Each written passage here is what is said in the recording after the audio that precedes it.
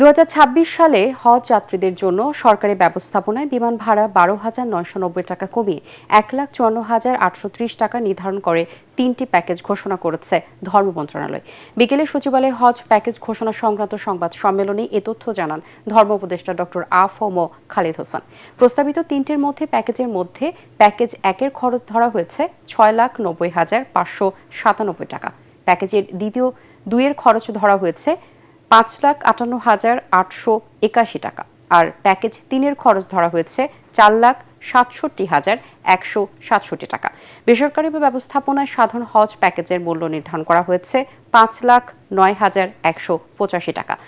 খালিদ হোসেন আরও বলেন, এবার বাংলাদেশ থেকে মোট 1,27,198 জন হজ পালন করতে পারবেন। 70 বা 80 বছরের ঊর্ধ্বে কেউ হজে যেতে চাইলে 50 বছরের নিচে একজনকে সঙ্গে নিতে হবে। সংক্রামক রোগ আক্রান্ত কেউ হজে যেতে পারবেন না। ওয়ালটন এখন দেশের সীমানা পেরিয়ে পৌঁছে গিয়েছে 50টিরও বেশি দেশে। ওয়ালটন, ঘরে ঘরে বিশ্বজুড়ে। হজ প্যাকেজ 1 বিশেষ প্যাকেজ।